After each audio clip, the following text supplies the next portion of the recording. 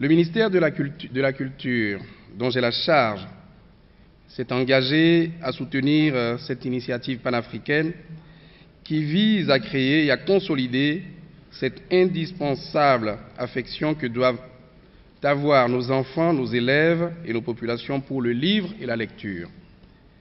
Permettez-moi de féliciter les promoteurs, en l'occurrence les responsables de l'ONG ASPRO et de l'AHA Édition.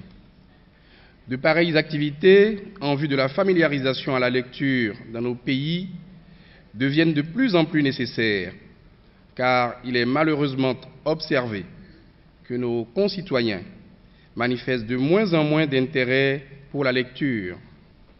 Pire, nos enfants lisent au son et ne cherchent plus à comprendre à fond les textes qu'ils ont devant eux. Les enseignants déplorent qu'une proportion importante d'élèves arrivent au collège sans maîtriser la lecture. Certains enfants en sont restés au stade du déchiffrement syllabique, parfois encore, hélas, anodin. Honorables invités, mesdames et messieurs, nous savons tous que le développement de nos pays respectifs, l'édification du panafricanisme exige des citoyens bien informés, bien formés, d'où l'importance, vous en conviendrez, de la lecture, voire de la fréquentation régulière des bibliothèques.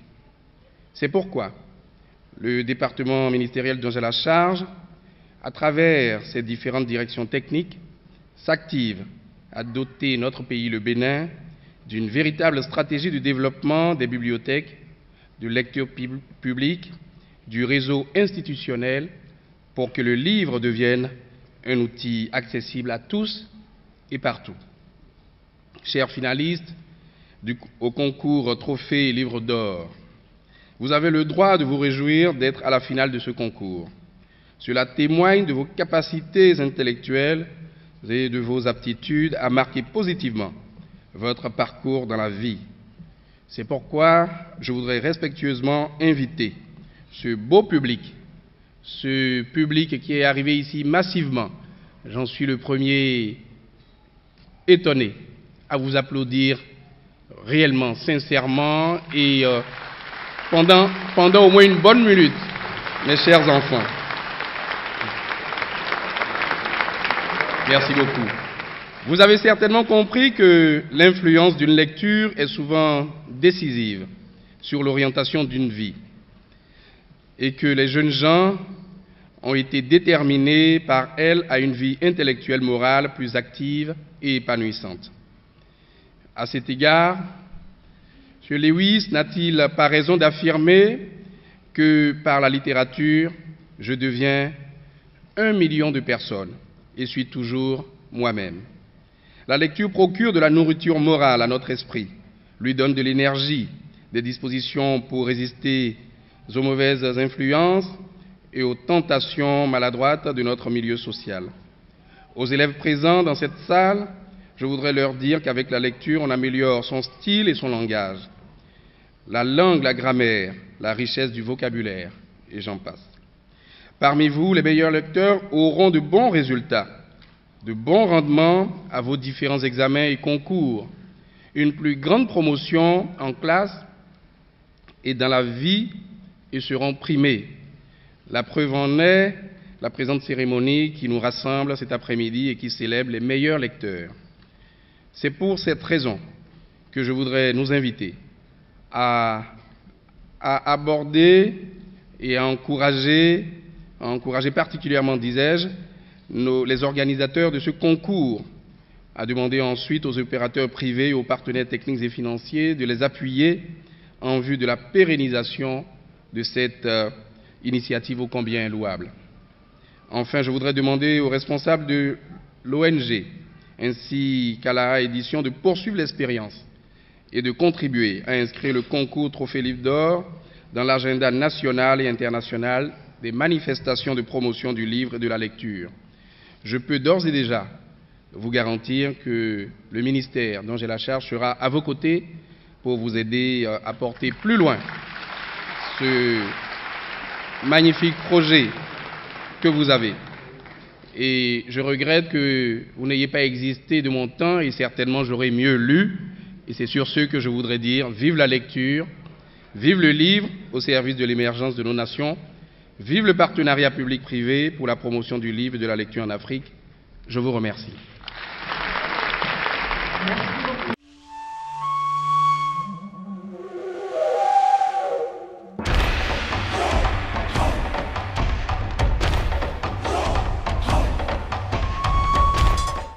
Investir dans la jeunesse, lui ouvrir l'œil sur les défis, créer une fraternité entre les jeunes de l'Afrique, c'est ce à quoi s'est attelé ASRO pendant 2 ans. Au départ, cette initiative qui avait été prévue pour couvrir tous les pays francophones d'Afrique noire s'est limitée finalement à 4 pays. Le Congo, le Sénégal, le Togo et bien sûr le Bénin. Nous avons connu 2 ans de souffrance. Oui, messieurs et mesdames, parce qu'il a fallu convaincre, pousser les portes, parce qu'il a fallu insister auprès des sceptiques. C'est le lieu de remercier tous les ministères qui se sont engagés à nous ouvrir leurs portes. C'est le lieu de remercier les chefs de service qui n'ont ménagé aucun effort pour qu'aujourd'hui la fête existe. Pendant la phase scolaire de cette manifestation, l'ONG ASRO a mis à la disposition des élèves des collèges et lycées près d'1 million d'exemplaires du livre, du roman, signé par notre compatriote Adel Hakim Hamzat Laleye, « Pourquoi moi ?», qui a été adapté à l'écran, vous avez vu certains extraits tout à l'heure. L'ONG a subventionné à hauteur de 70% ce livre afin de permettre aux élèves d'acquérir le plus grand nombre. À côté de cette allonge, l'ONG a participé également à l'appui de certains tests scolaires, parce que c'est la vocation de ASRO, permettre au monde scolaire d'acquérir à peu de frais des ouvrages inscrits au programme. Je voudrais également insister sur l'option de cette ONG qui a décidé de mettre de manière forfaitaire à la disposition de l'ensemble du monde scolaire ces ouvrages, c'est-à-dire tests de lecture, le corrigatif de tests de lecture, les fantômes du Brésil, le gong à bégayer, à des prix absolument sacrifiés, comme on le dit dans les promotions commerciales. Faire en sorte que les livres scolaires au Bénin et ailleurs puissent revenir très moins chers, au même prix qu'une bouteille de bière, excusez la comparaison, c'est l'option qu'a faite l'ONG ASRO et les éditions Lara, qui sont en partenariat depuis toujours. Allier le coût faible du livre à la qualité du contenu des ouvrages. Faire en sorte que, du plus profond de son village, l'élève du paysan puisse acquérir l'ouvrage à des tarifs sacrifiés, définit en quelque sorte l'existence de cette ONG. Et donc, en se risquant sur cette piste un peu glissante de trophée d'or, nous avons voulu donner la possibilité à la jeunesse africaine de se rencontrer, à la jeunesse africaine d'avoir un but commun, à la jeunesse africaine de se libérer.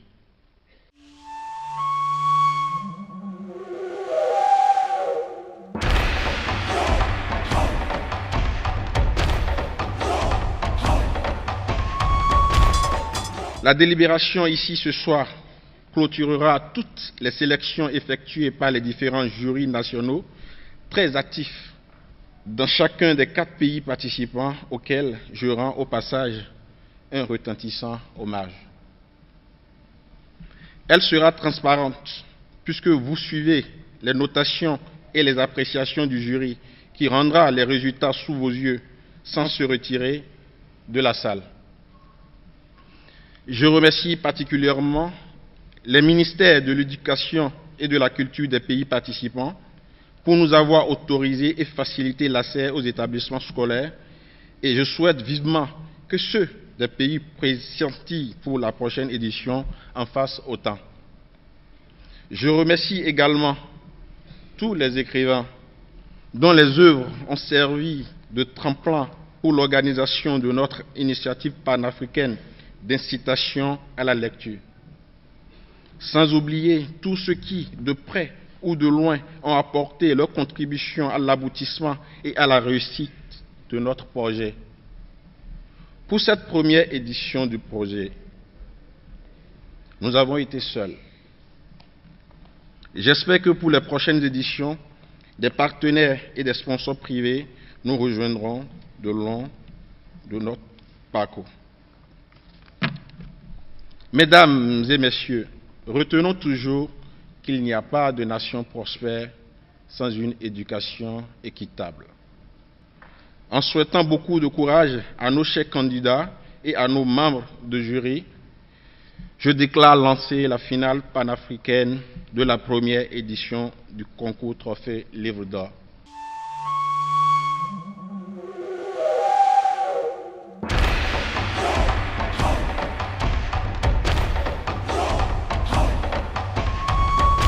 C'est l'heure de reconnaître le mérite de certains de nos écrivains. Madame Myriam Ndoye, qui a écrit L'arbre s'est penché, est invitée à monter sur ce podium avec les chaleureux applaudissements du public qui a fait le déplacement du Palais des Congrès de Cotonou. Merci. Myriam Ndoye, L'arbre s'est penché. Elle va recevoir son prix, sa distinction, des mains du directeur de la promotion artistique et culturelle du Bénin, M. Patrick Idou, le DEPAC.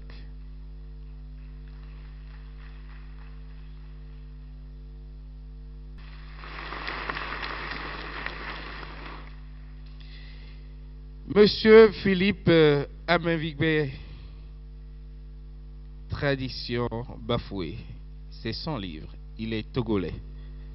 Monsieur Jean-Benoît Alopon, il est le président de l'association des professeurs de français pour l'Afrique et l'Océanie. Il remet à notre frère et ami Philippe Amévigbe du Togo, qui a écrit La tradition bafouée, sa distinction. Je voudrais reconnaître également le mérite d'un éminent professeur, écrivain, digne fils du Bénin, M. Florent Kwaozoti, fantôme du Brésil.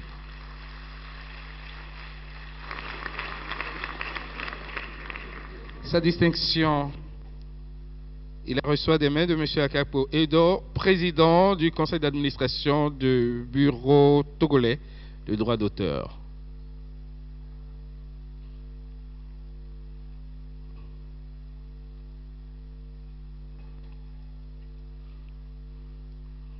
Merci de faire comme si nous sommes à une fête, s'il vous plaît, puisque nous y sommes. La fête de la culture, la fête de la littérature, la fête de la lecture.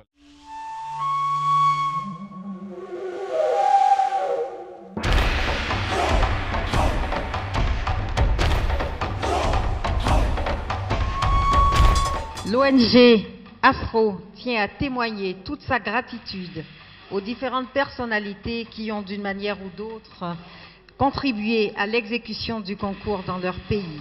Il s'agit de Monsieur Maître Joseph Kofigo qui a effectué le déplacement sur Cotonou. Merci de nous rejoindre sur ce podium. Nous allons accueillir donc le PDG du groupe Laha pour la remise de sa distinction. Sous vos applaudissements, mesdames, messieurs.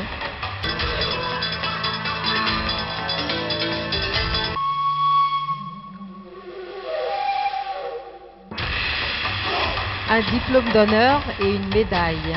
Accompagné donc d'une en or. médaille d'or.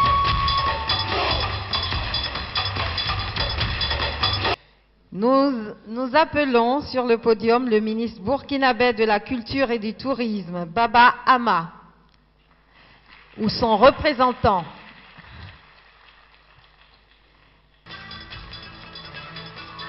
Oui, qui sera remise par le DEFAC Blaise Tchétchao.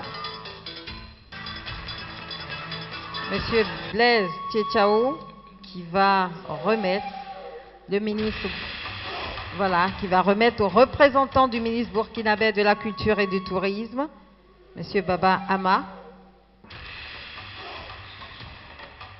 Son représentant donc reçoit des mains du directeur du Fonds d'aide à la culture représentant le ministre de la Culture, donc sa distinction, une médaille d'or en plus. Voilà.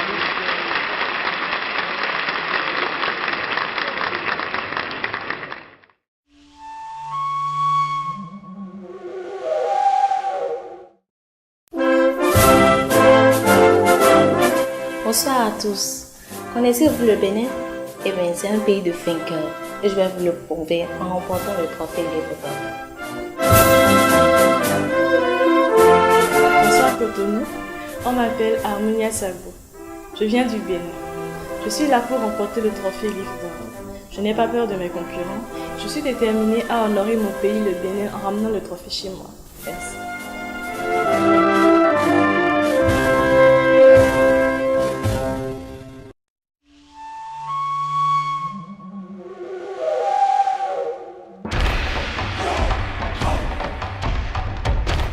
Extrait Junior D. Page 109 à 112. La femme, la soixantaine bien installée, était assise sur un tapis au milieu d'un décor nu. Autour d'elle, des bougies allumées. Des flacons de parfum vides ou encore pleins étaient disposés un peu partout. Sans compter les bouteilles de liqueur de différentes marques, de différentes saveurs. Yabo et Olaoye étaient aussi assis et suivaient la dame absorbée par sa prière. En effet, elle avait les yeux fermés, les mains jointes, les lèvres archées par des maudits. Devant elle, il y avait une calebasse remplie d'eau et couverte d'un linge. Soudain, elle ouvrit les yeux, puis fixa son regard sur les deux fiancés. Prenez une pièce d'argent et murmurez là-dessus ce qui vous a amené. Les deux étudiants s'exécutèrent.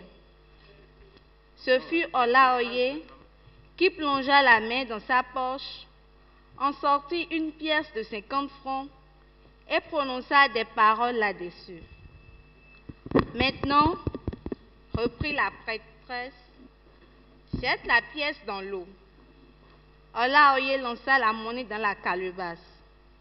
La dame ferma de nouveau les yeux. On dirait qu'elle communiquait avec des esprits.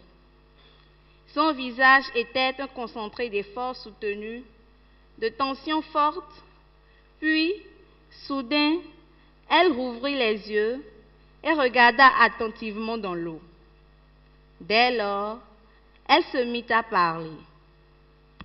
Vous êtes arrivés voir si le futur entre vous sera prometteur.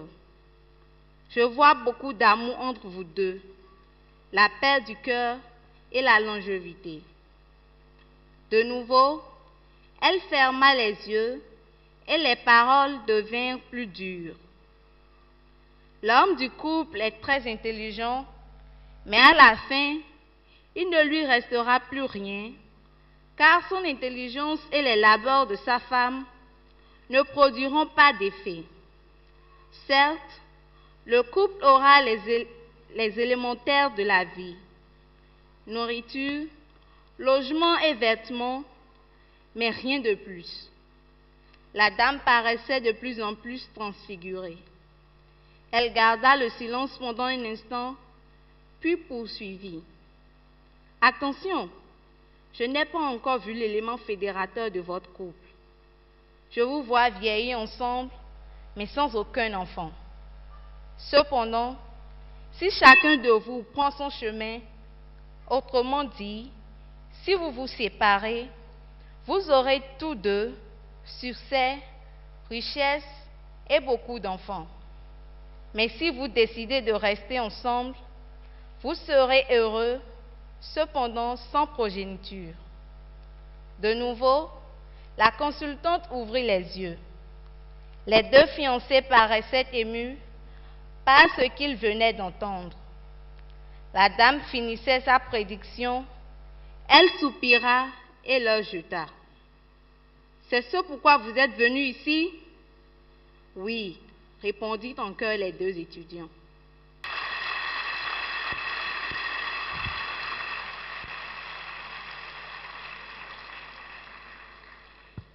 Bonsoir, cher public, bonsoir, chers invités, chers parents, chers membres du jury, bonsoir. Cet extrait que je viens de lire est tiré du livre « Le premier amour est toujours le dernier » du cinéaste Abdel Hakim Hamzat Laleye. Cet extrait nous présente deux jeunes étudiants, Olaoye et Iyabo, qui sont en fait des amoureux et qui ont appris à travers la prédiction de la prêtresse qu'ils n'auront pas d'enfants. À la suite de leur mariage, ils seront sans enfants, sans progéniture ni richesse. Mais rappelons que les parents d'Iyabo lui ont déjà fait la révélation que leur pasteur les a informés que les deux n'auront pas, quand ils seront ensemble, Olaoye et Iyabo, ils n'auront pas d'enfants. Et cette jeune femme s'est opposée à ce que ses parents lui ont dit. Et quand elle est revenue voir son fiancé, ils ont décidé ensemble d'aller voir une prêtresse pour avoir la confirmation. Et cette prêtresse a révélé de la même manière que le pasteur que ces deux-là ensemble n'auront pas d'enfants. Mais regardez, cet amour entre ces deux-là est très fort parce qu'ils ont commencé depuis le collège. Ils se sont aimés, ils se sont soutenus et vraiment se laisser à ce niveau donné, c'est très impossible, c'est quasiment impossible pour les deux. Donc j'aimerais vous inviter, autant que nous sommes ici, à reconnaître le vrai amour. Certes, quand il n'y a pas l'argent, l'argent de nos jours coule les rues et quand vous n'avez pas l'argent, vous n'êtes pas considéré. Mais ne prenez pas en compte l'argent. Vraiment, l'amour est ce qu'on doit privilégier. Et ces deux-là ont su le faire. C'est vrai, ils n'ont pas eu d'enfants, ils n'ont rien eu, mais ils ont privilégié leur amour. Et ça leur a coûté beaucoup de sacrifices, vrai, c'est vrai. Mais ils n'ont pas regardé tout ça. Ils sont restés sur leur position. Ils ont vieilli ensemble. Ils considèrent les enfants du quartier comme leurs enfants. Donc, vraiment, il y a d'autres centres d'intérêt dans la vie que d'avoir la richesse et autres. Nous pouvons privilégier le vrai amour. Et c'est ça que je vous demande ce soir. Parce que la réussite dans la vie ne dépend pas de la richesse ni des biens matériels. Et notre vrai bonheur doit découler toujours du vrai amour. Donc, essayons, même si nous ne nous reconnaissons pas capables d'assumer une telle responsabilité ou bien de chercher vraiment le vrai amour, nous pouvons nous rapprocher de quelqu'un comme Léré l'a fait. Parce que c'est en fait l'histoire d'un docteur qui, face au choix de choisir entre sa femme et une nouvelle conquête qui s'est faite, a décidé d'aller voir un vieux qui lui a raconté l'histoire d'Olaoye et d'Iyabo. Donc ce vieux, en fait, se révèle être papa Olaoye et la maman une septuagénaire qui se révèle être Iyabo. Donc quand nous nous sentons incapables de juger entre le vrai amour et l'argent, nous pouvons nous rapprocher des personnes âgées comme l'a fait Léré. Et c'est ça que je vous demande, surtout nous jeunes d'aujourd'hui. C'est vrai, on a tendance à croire que quand il n'y a pas l'argent quelque part, surtout je m'adresse aux jeunes filles, il n'y a pas le bonheur. Et c'est ça que je suis en train de dire. Les jeunes filles d'aujourd'hui, je vous en prie. Je vous en prie, les jeunes filles d'aujourd'hui, parce que ce roman est plein de sens. Vraiment. Si nous ne nous sentons pas capables de choisir entre le vrai amour et l'argent, il faudrait nous rapprocher des personnes âgées. Et donc, je vous demande très humblement, avec respect, de privilégier toujours le vrai amour. Parce que c'est ça qui rapporte en fait. Je vous remercie.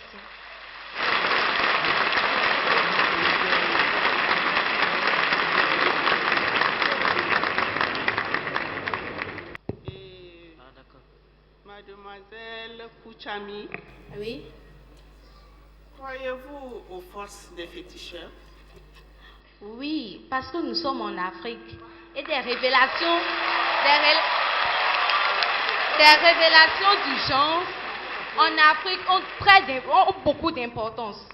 Mais il faudrait aussi prendre à deux mains, avoir le courage d'affronter, quelle que soit la révélation, qu'elle soit bonne ou mauvaise, affronter comme l'a fait Iyabo. Parce que c'est une fille très courageuse. Vraiment, elle a de l'audace.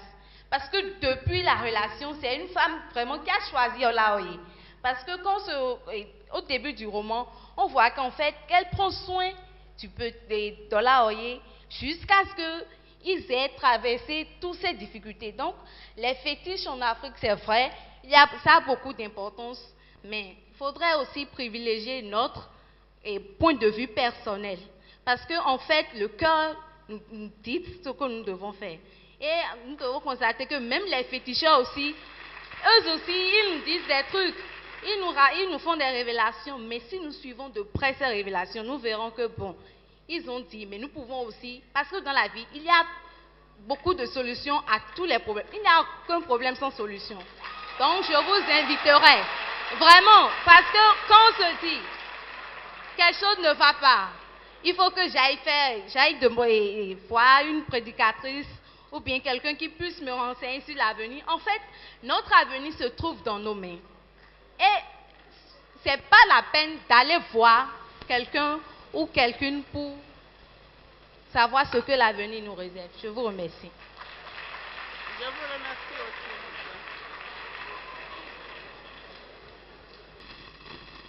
Elle a commencé très timidement, avec un peu d'hésitation. Et c'est quand elle a commencé les commentaires qu'elle s'est rendue compte qu'elle avait encore des potentialités et son aisance s'est exprimée. Et aussi, il y a des hésitations qui sont liées au naturel. Et ça, on ne peut pas annuler ça chez n'importe qui. La gestion de l'espace était bien. Et la seule chose qui était difficile pour elle, c'est que quand le public applaudit, elle continue de parler, mais elle peut respirer. Et pour laisser le public finir d'applaudir et puis continuer. Parce qu'on n'arrive plus à entendre ce qu'elle dit pendant que le public est en train d'applaudir. Et pour ça, je lui donne 13.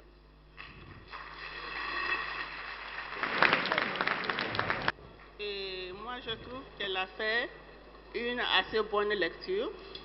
Elle a parlé avec éloquence et il y a une bonne compréhension du texte. Elle a bien répondu aussi à la question qui lui a été posée. Moi, je lui propose 14. Voilà. Elle a une bonne compréhension, en tout cas, du texte, un bon développement qui montre, n'est-ce pas, qu'elle a lu le roman. Dans son développement, l'une des difficultés qu'elle avait à gérer, c'était donc d'arrêter au moment pertinent. Donc, il y avait souvent des débordements dans son intervention. Il faudrait donc apprendre à gérer cela. Donc, au regard donc, de sa performance, moi, je lui donne donc la note de 14.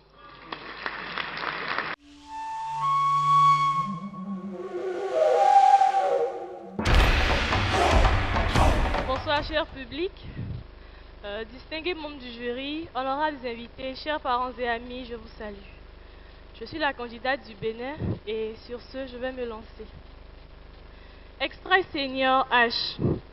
Extrait de la page 163 à la page 165 du roman « Le premier amour est toujours le dernier » de l'écrivain Abdelhakim Hamzat Laleye. Iyabo entra et immobilisa sa mobilette dans le garage. Bonsoir Tata. Bonsoir Koyo. Tonton s'est déjà endormi? Non, fit la petite fille. Il est parti et m'a dit de vous remettre cette lettre. Iyabo ne comprenait rien. Une expression d'alarme s'afficha sur son visage. Parti? Mais où? Je ne sais pas. Il a pris une valise et un sac. Où est la lettre? Attendez que j'aille vous l'apporter. Iyabo suivit la petite fille à l'intérieur. Elle sortit de dessous les documents qui se trouvaient sur la commode du salon, une enveloppe qu'elle lui tendit. Iyabo eut peur de la prendre. Ses idées étaient brusquement mêlées et entremêlées, allant dans tous les sens. Fébrilement, elle saisit l'enveloppe, regarda dans les yeux de Koyo et l'ouvrit. Le papier à l'intérieur était plié en deux. Délicatement, elle le déplia et se mit à le parcourir, le cœur battant. Ma chère Iyabo, j'ai pris la décision d'aller loin de toi pour le bien de nous deux. Ne m'en veux pas, s'il te plaît. C'est ma compréhension que j'ai de la situation. La jeune femme détacha ses yeux de la lettre et demanda à Koyo. Quand est-ce qu'il est parti? Tout à l'heure même. Qu'est-ce qu'il a dit en partant? Rien. Il m'a juste souhaité bonne chance. Iyabo ressortit de la maison, cette fois-ci sans son vélo moteur. Elle regarda partout, jeta ses yeux aux alentours afin de trouver un taxi. La chance vint à son secours. Une Simca sortit de la rue adjacente. Elle le héla de toute sa voix et le véhicule vint s'arrêter devant elle. Sans attendre, elle monta sur le siège arrière avant même de dire au chauffeur la destination. Le taxi s'ébranla. À l'aide du plafonnier de la voiture, la jeune femme poursuivit la lecture du message. J'ai réalisé la nuit dernière qu'il se pourrait que c'est moi qui suis le problème. Je compromettrai spécialement ton avenir au vu de cette hypothèse. Alors, laisse-moi prendre une telle décision. Je sais qu'en temps normal, tu n'allais jamais l'apprécier. Je pars non pas parce que je ne t'aime plus, mais parce que je veux le meilleur pour toi. Merci. Alors, cet extrait tiré du roman « Le premier amour est toujours le dernier » nous montre une jeune femme, Iyabo, qui rentre et la petite fille chez elle lui annonce que son mari, Olaoye, est parti. Parti où, la petite ne sait pas. La petite lui dit plutôt qu'il a laissé une lettre à son attention, donc elle prend la lettre, elle lit. Nous voyons directement qu'elle paraît totalement déboussolée. Parce qu'en réalité, ce Olaoye, n'est rien d'autre que son mari. Celui-là même avec qui elle a commencé depuis le collège. Ils se sont amourachés, ils sont restés ensemble, ils ont surmonté toutes les difficultés juste à cause de cet amour qui les unissait. Un amour unique, un amour sans pareil. Malgré les révélations faites par les parents d'Iyabo, confirmées par une prédicatrice, que cette relation n'ira pas au bout, ils n'ont pas cédé, ils ont pris leur courage à deux mains, ils sont restés ensemble jusqu'à ce niveau. Donc, Iyabo est totalement déboussolée. Et on nous dit là qu'elle sort de la maison, mais sans sa mobilette. Alors, destination, elle appelle un taxi, elle n'indique pas la destination au taximan. Nous voyons automatiquement une femme vraiment déboussolée qui ne sait pas